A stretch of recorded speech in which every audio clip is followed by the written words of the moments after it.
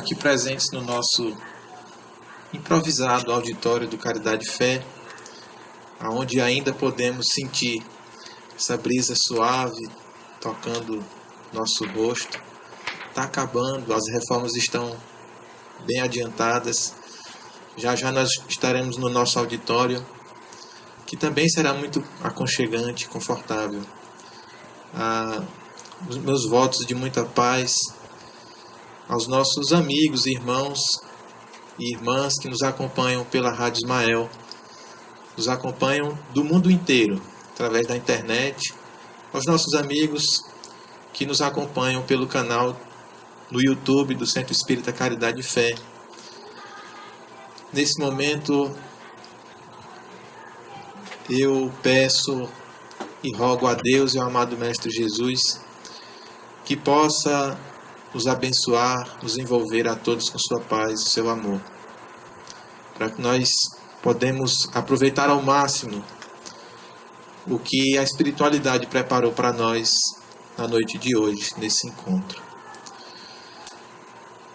Temos por objetivo trabalhar um tema talvez incomum na rotina dos nossos dia a dias, talvez muito falado, mas pouco perseguido, talvez desejado, mas por muitos não alcançado, que é o equilíbrio e a harmonia de nossas vidas. O ser humano, desde o seu surgimento, pelo nascimento aqui neste planeta, desde o início da sua encarnação, ele é movido por objetivos, por finalidades.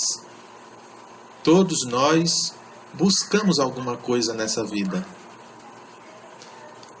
Muitas vezes sem nos darmos conta disso, sem nos percebermos que estando sempre buscando alcançar objetivos, almejar coisas novas.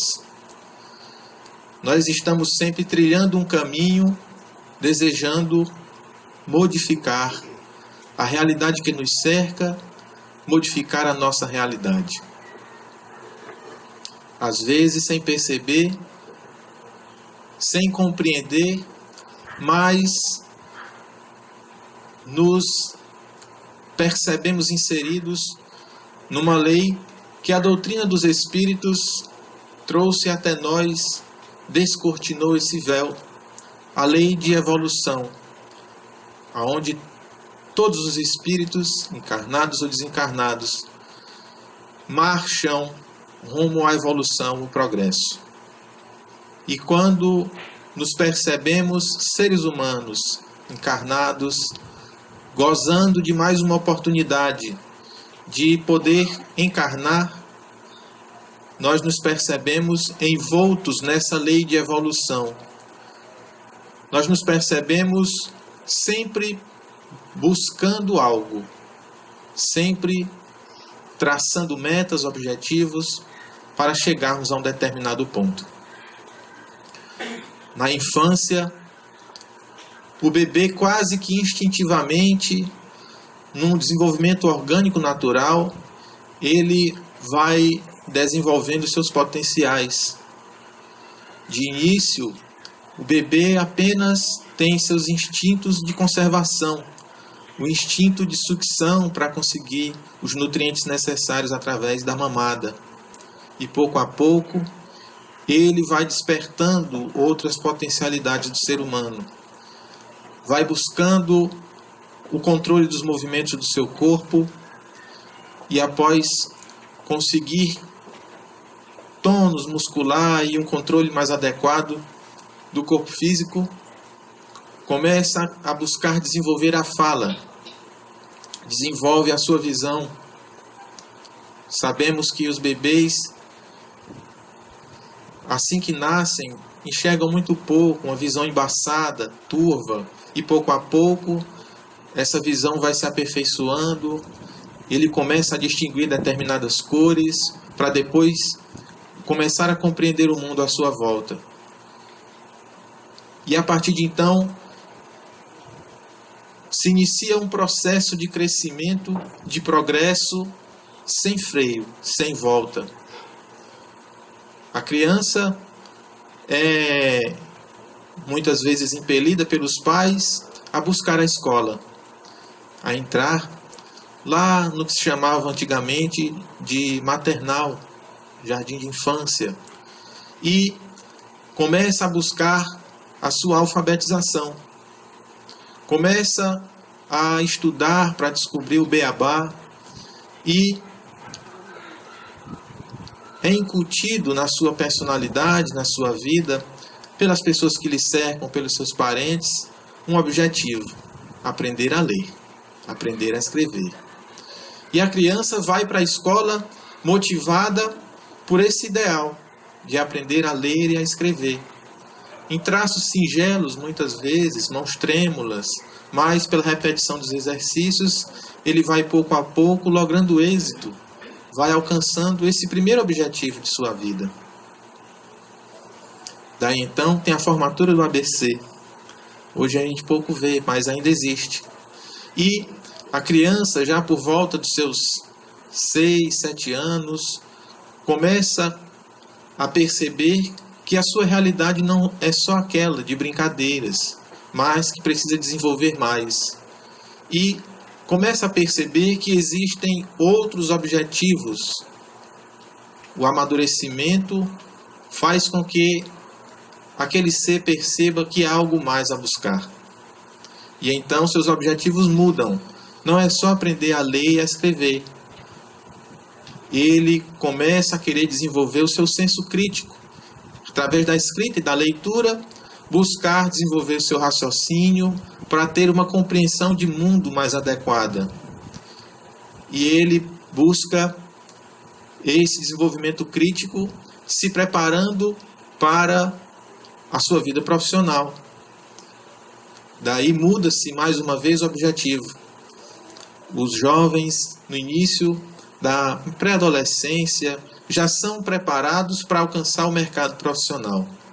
As escolas, a partir do ensino fundamental, já visam e direcionam os alunos para prestar o vestibular para determinado curso. E focam o processo educacional do ser simplesmente no vestibular que vem por aí, para que o aluno possa ingressar na universidade. E o aluno determinado foca-se naquele objetivo, às vezes sem nem saber direito o que quer fazer da vida, mas adota aquele objetivo e o busca, o segue, estuda, conclui o ensino fundamental, o ensino médio, presta o vestibular e ele alcança seu objetivo, que é ingressar numa faculdade, seja ela pública ou privada. Mas ao alcançar esse objetivo, o aluno gera uma expectativa de iniciar as aulas no curso superior, de como será isso, um mundo novo, uma realidade diferente. E ele cria uma expectativa e cria um novo objetivo, iniciar a aula na faculdade. E ele inicia, e ele então percebe que após iniciar essas aulas da faculdade, um mundo e um horizonte novo se descortina mais uma vez. Ele amadurece física e psicologicamente e percebe que precisa buscar mais. Que tudo aquilo que ele já conquistou ao longo de cerca de 17, 18 anos era pouco. Ele precisa de mais. E inicia sua faculdade e traça um novo objetivo: concluir o ensino superior e buscar o mercado de trabalho. Nessa expectativa, o ser humano se fecha naquele mundo e vai despertando mais potencialidades, mais senso crítico para alcançar o seu objetivo. Forma-se. Muitos de nós alcançou esse objetivo. Mas quando chega nesse objetivo, frustra-se. Porque mais uma vez se depara com uma realidade dura que necessita de mais evolução dele, que necessita de novos objetivos. O ser humano percebe que precisa progredir mais.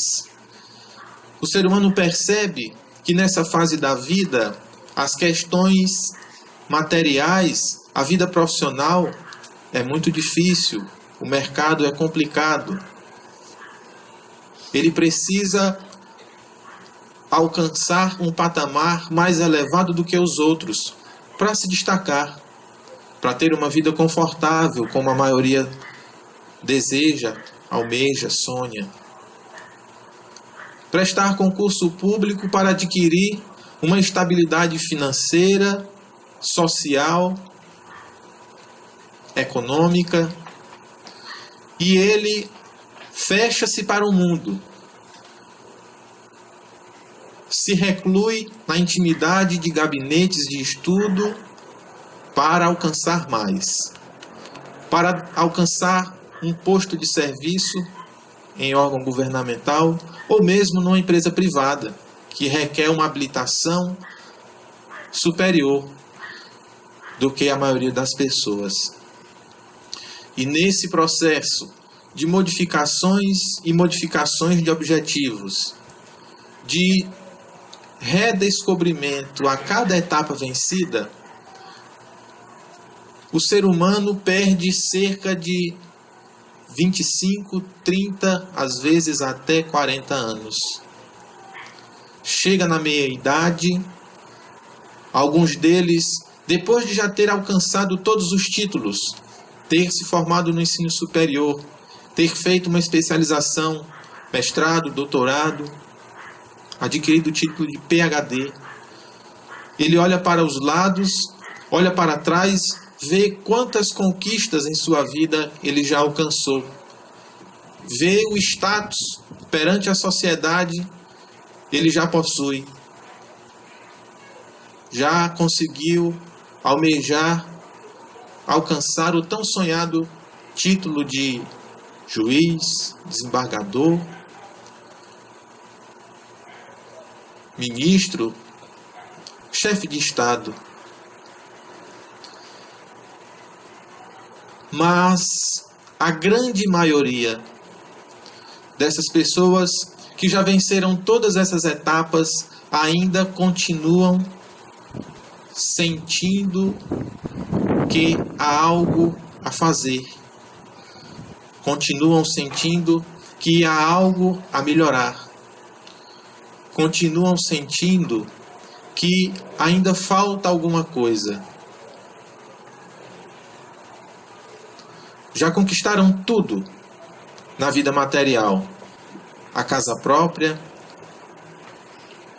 a condição de todo ano mudar de carro ou de moto. Já conseguiram até mesmo casa de veraneio. Mas se deparam com uma realidade assustadora de um vazio existencial. De olhar para trás, ver toda a caminhada laboriosa que trajetou, olhar para os quadros da sala e ver inúmeros certificados, mas sentar-se à frente da TV e sentir-se num vazio profundo. Sentir que ainda faltam coisas a conquistar e ele não sabe o que conquistar. Ele já tem tudo. Já tem a TV de 60 polegadas na sua sala, climatizada. Olha para a janela, tem a piscina, casa de andar, tudo às mil maravilhas. Mas ainda falta algo que o complete.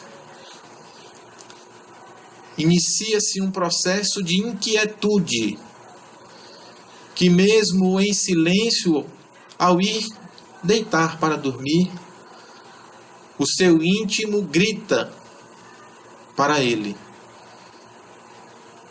berra, pedindo a ele algo mais. E a criatura se desespera, porque não consegue compreender o que é esse algo mais.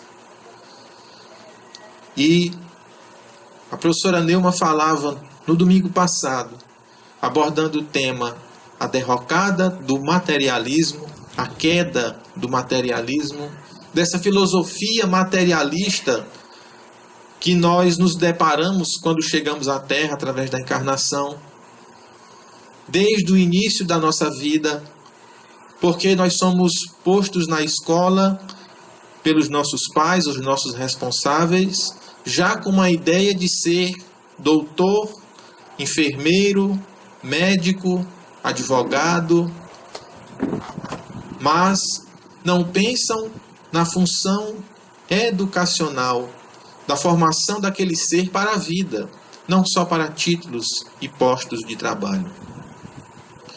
Nós somos postos nessa realidade dura, crua, de vivermos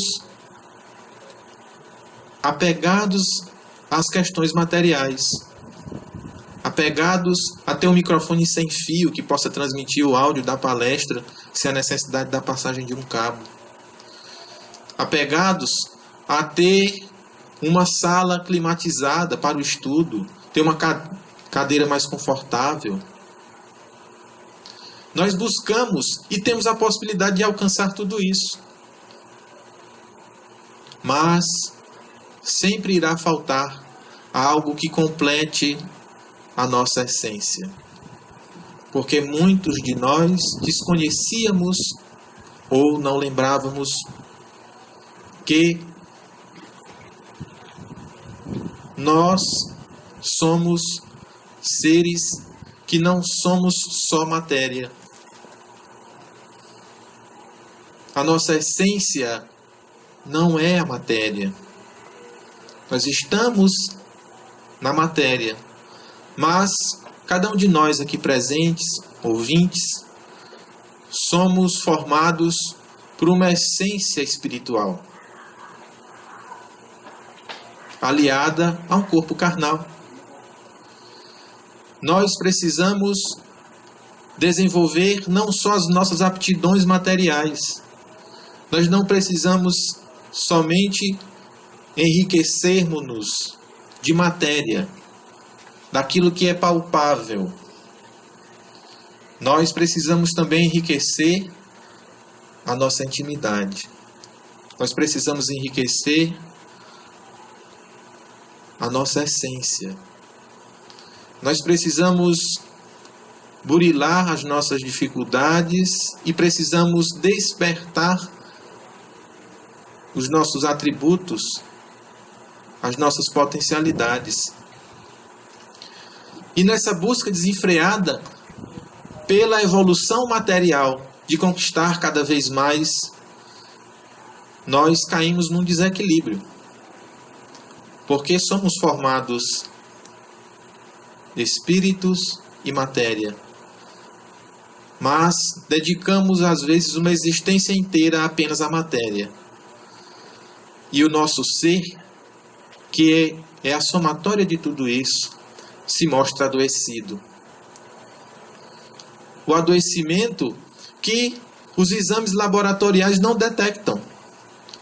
Os médicos da medicina convencional, apegados ao positivismo científico, não conseguem o diagnóstico. Padecimentos da alma, que não encontram no corpo explicações viáveis. E nós então nos deparamos com doutrinas e seitas espiritualistas abarrotadas de pessoas sedentas de uma busca por algo que ainda não encontraram. Nós encontramos as igrejas católicas, evangélicas, protestantes, lotadas de pessoas buscando preencher esse vazio existencial que consome boa parte da humanidade, não só na nossa cidade nem do nosso país, mas da humanidade inteira. Porque nessa busca desenfreada pela conquista dos bens materiais, nós esquecemos-nos de Deus, nós esquecemos da nossa espiritualidade e o nosso ser adoece. Como que num mecanismo de alerta, o nosso ser adoece. cai em desequilíbrio, desarmonia. A nossa essência fica, como nós dizemos aqui, num linguajar mais nordestino, fica capenga. Você consegue tudo na vida material, mas algo sempre te puxa para o desespero, para o desânimo, para a depressão. É o sinal de alerta permitido que chegue até nós para nos dizer: há algo errado, há algo que precisa ser modificado. A sua vida não está em plenitude. Você precisa buscar algo novo, que alimente a sua essência, que alimente o seu espírito. Nós nos esquecemos da nossa vida em família. Nós nos trancamos nos nossos gozos materiais, na festividade que nos aguarda no final de semana. Nós nos fechamos para o diálogo com os nossos maridos e as nossas esposas, porque estamos preocupados com a meta que nós temos que bater no trabalho. Nós nos fechamos para o momento em que os nossos familiares nos convidam para orar, para entrar em sintonia com o alto. E a criatura então busca auxílio. Procura a ajuda dos psiquiatras que lhe prescrevem remédios. A criatura toma um remédio para dormir e um para acordar. E não vê melhora. Muda de psiquiatra. Ele passa outro remédio com outra dosagem e não resolve o problema. E ele então tenta o psicólogo, que, através do diálogo e suas técnicas, promove uma certa melhora momentânea, devolve muitas vezes o equilíbrio à criatura, mas logo em seguida ela volta às questões materiais e se perde novamente no seu caminho evolutivo e adoece mais uma vez. Daí tenta terapias holísticas, florais de Bach. Tudo que lhe receitam a criatura segue, para ver se consegue acalmar o sufocamento, o aperto que lhe dá no peito. Às vezes, em meio a festas, cerimônias sociais, em volta de muitas pessoas, se sente só, mesmo rodeado de muitos. E aí busca, como último recurso, tenta reavivar o seu ânimo através da espiritualidade. Busca as igrejas, os templos, as tendas, as casas espíritas e começam a perceber que negligenciaram a espiritualidade que faz parte do seu ser. E no primeiro momento chegam no pronto-socorro espiritual, seja ele qual for, arrasados. Passa por um diálogo fraterno e após 2 minutos de conversa, às vezes menos, desaba, derrama copioso pranto, desesperado, e deposita todas as suas esperanças naquele atendente que está a lhe escutar. Então se inicia um processo de despertamento da criatura para as questões espirituais, o despertamento da criatura para a modificação interior, o despertamento da criatura para olhar para si, olhar para a sua vida como um todo e passar a enxergar a sua existência não só como a existência de um corpo carnal, que precisa acordar todos os dias, se alimentar todos os dias, trabalhar todos os dias, repousar todos os dias. Mas que também precisa, para manter a saúde integral do ser, em sua plenitude, trabalhar as suas questões espirituais. Trabalhar aquilo que o guia e o modelo da humanidade recomendou que fizéssemos. Através de 2 mandamentos que sintetizam todo o seu evangelho, como ele mesmo dissera. Amar a Deus sobre todas as coisas. Nós nos esquecemos muitas vezes de Deus, que dirá de amar a Deus. Louvar pela sua sabedoria, pela sua equidade, pela sua justiça, pela sua misericórdia para conosco, que nos possibilita sempre uma nova oportunidade de um caminhar diferente, que nos possibilita outra chance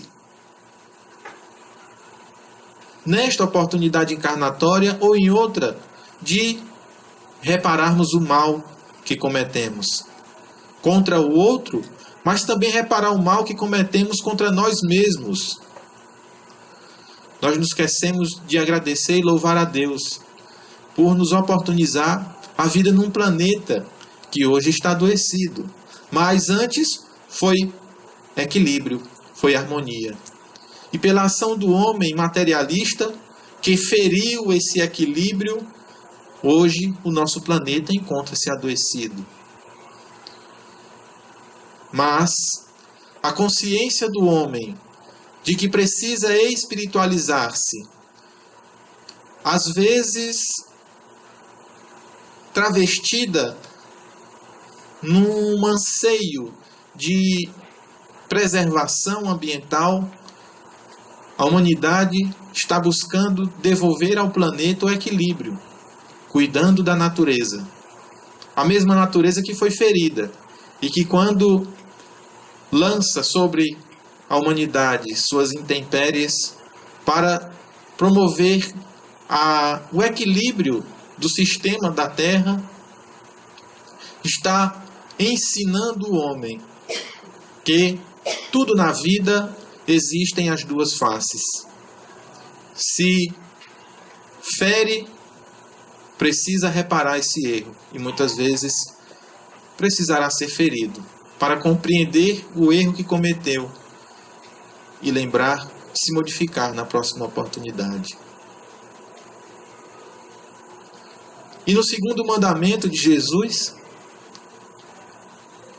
que nos recomenda, nos pede que nós amemos o outro como a nós mesmos.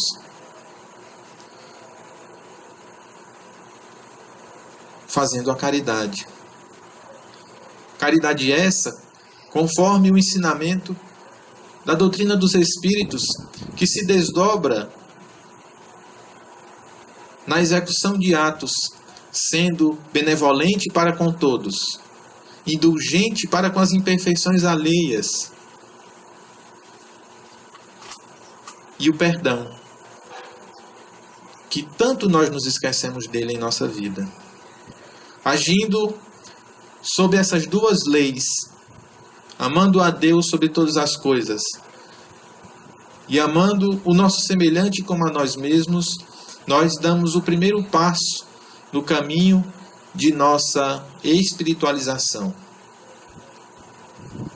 Quando nós nos mostramos mais afeitos a essas 2 leis que regem o universo, nós iniciamos o processo de correção da nossa enfermidade.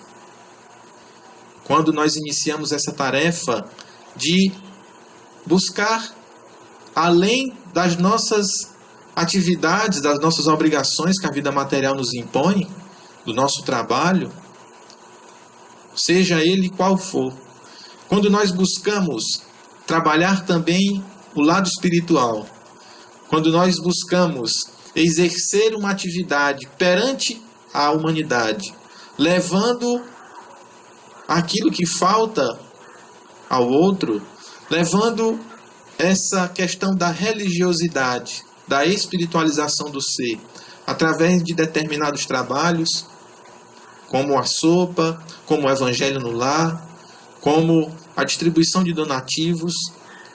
Quando nós assumimos o papel de trabalhador espírita ou trabalhador de qualquer outra denominação religiosa. Diante da consciência de quanto nós já negligenciamos esse nosso lado espiritual, algumas pessoas se perdem. Daí então esquecem-se da sua vida material e se mudam para o centro. Como às vezes os nossos familiares dizem que a gente faz. Leva logo tua rede, leva tua roupa de dormir para lá, tu não sai mais de lá. É terça, quinta, sexta, sábado, domingo, só falta segunda e quarta. É uma brincadeira que a gente faz, mas é a consciência grave de que precisamos reverter um quadro doloroso em nós mesmos e na humanidade. Ocorre que algumas pessoas, mesmo buscando esse caminho, também adoecem, porque esquecem-se da vida material.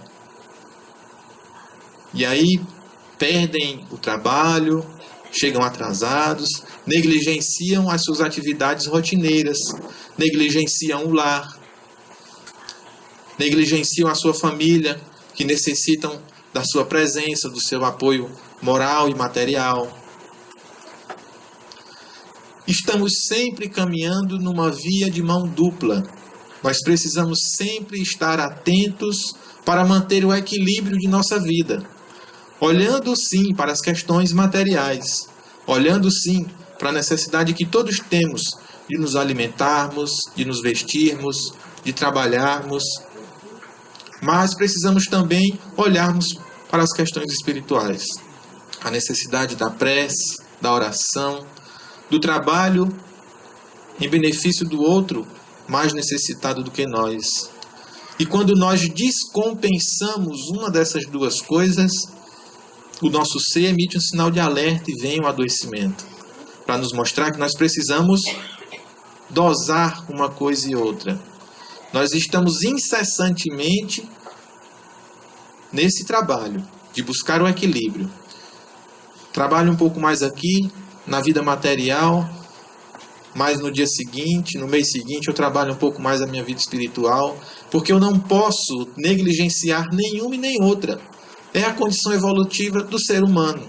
Precisa ainda da oportunidade de estar encarnado. Precisa ainda ter que trabalhar, porque no trabalho ele também está se educando. Ele não está ali só recebendo. No trabalho ele está doando, seja qual for. Seja o professor, seja o zelador, seja o juiz. O trabalho que ele desempenha não é só para si, é para uma coletividade. E nós temos que manter, como dizia um amigo meu, sempre com um olho no peixe e outro no gato, para não deixar que uma coisa se torne mais relevante do que a outra. Na condição atual evolutiva que o ser humano se encontra, nós necessitamos trabalhar o lado material e o lado espiritual. Se nós negligenciamos ou um ou outro, ou ambos, nós estamos fadados ao adoecimento. Mas o Pai Celestial, que é misericordioso, nos concede outras oportunidades. Nos manda criaturas que chegam na nossa vida para mostrar que existe uma outra possibilidade, que existe uma outra forma de fazer, uma outra forma de se conduzir nessa vida que pode melhorar, que pode trazer o bem-estar. É muito mais fácil a gente não fazer do que a gente regrar. É muito mais fácil. Nessa questão de equilíbrio, é muito mais fácil você dizer não ao vício, ao álcool, ao cigarro, dizer daqui para frente eu não vou mais fazer uso disso, do que você dosar. Não, eu vou tomar só um copo de cerveja. Você toma o primeiro, daí você não consegue mais parar. Toma o segundo, você não para mais. O cigarro, a mesma coisa. eu só vou fumar uma carteira de cigarro por dia. Quando ele vê, já está na segunda, terceira.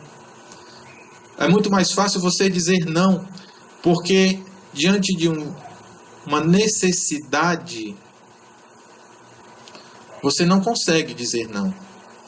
E os vícios não são em cima de necessidades. O álcool, o cigarro não é uma necessidade. Necessidade é a alimentação. E é difícil nós regrarmos a nossa alimentação. A Sara não está aqui, né? Mas a maior dificuldade que nós temos é manter equilibrada a nossa alimentação. Quem é que resiste depois de um almoço farto? Vem uma sobremesa com doces, chocolates, quase todo mundo cede. Sabe que não pode, que não deve, que já comeu muito. Sabe que é gula, mas vai lá e pega. Eu me recordo de uma vez que eu fui em Fortaleza num self-service sem peso. Você paga uma quantidade X e você come à vontade. Quando eu sentei, a mesa central repleta de comida de todo gênero. De carne de sol a frutos do mar. E eu vi lá um ensopado de caranguejo, eu digo, é aqui. Coloquei no meu prato, coloquei vatapá, arroz e comi bastante. E tinha rodízio de carne. Quando chegou a carne, eu já não aguentava comer mais. Mas o garçom passou, eu digo, bote. Comi a carne já quase que sem ter lugar para essa carne descer. Faltou só levantar para dar os pulinhos, como alguns fazem, né? Mas comi. Aquela gula. Porque é difícil a gente controlar. É difícil a gente manter o equilíbrio. É difícil a gente controlar os nossos impulsos. Para completar, ainda tinha a tal da sobremesa. E eu comi. E o resultado foi uma tremenda de uma dor de barriga depois. Para me mostrar que aquela minha ação impensada, aquela minha incontinência de não ter mantido o equilíbrio mental, de ter conseguido dizer não, me causa dor, me causa sofrimento. E a gente conta essa historinha apenas para ilustrar que nós precisamos estar vigilantes com relação ao nosso ser. Vigilantes com relação ao equilíbrio que nós devemos ter na nossa vida. Nós temos que estar vigilantes para que nós possamos controlar as nossas ações, os nossos pensamentos, para não nos distanciarmos do exemplo crístico. Ele que veio nos ensinar quando encarnado esteve. Cristo não estava de um pedestal só dizendo como é que tinha que fazer e como é que não tinha que fazer. Ele veio mostrar, exemplificar. E aí você me pergunta, bom, você disse aí que nós temos que estar com o olho no peixe e outro no gato. Viver a vida material e também viver a vida espiritual. É preciso alimentar a matéria, as questões materiais, mas é também preciso alimentar as questões espirituais. E aí você me pergunta, mas Jesus não disse que não se pode servir a Deus e a Mamon ao mesmo tempo? Não foi isso que Cristo disse? Que não tem como? É verdade, Cristo disse isso. Mas é preciso que a gente interprete Cristo e se atenha a uns detalhezinhos. E Cristo estava certo. Não se pode servir a Deus e a Mamon ao mesmo tempo. Agora misturou tudo, né? Como é que eu vou viver minha vida material e minha vida espiritual? E como é que eu não posso servir a Deus e a Mamon ao mesmo tempo? Não dá. Ou eu vivo a minha vida espiritual, ou eu vivo a minha vida material. Mas é que, quando nós servimos a Mamon, nós estamos numa condição, entendendo a palavra servir como um vassalo, aquele que é dominado, aquele que não tem poder de decisão, não tem discricionariedade, não tem vontade. Ele é obrigado a fazer tudo o que Mamon diz, tudo o que a vida material diz. E se nós formos fazer tudo o que a vida material nos pede, nós vamos fechar os nossos olhos para a vida espiritual. Mas quando nós servimos a Deus, quando nós estamos subjugados a Deus, esse mesmo Deus nos diz que nós precisamos, naquelas duas leis que nós citamos, amar a Deus sobre todas as coisas, inclusive acima de Mamon. E nós precisamos amar ao nosso próximo como a nós mesmos. E amar o nosso próximo é fazer pelo nosso próximo com que ele tenha uma vida material satisfatória, equilibrada, como nós desejamos que nós queremos ter uma vida equilibrada. Então, se eu sirvo a Deus, se eu sou obediente a Deus, e eu amo acima de todas as coisas, eu amo acima de Mamon. Eu não faço tudo que Mamon me pede, embora ainda tenha que fazer algumas coisas da vida material.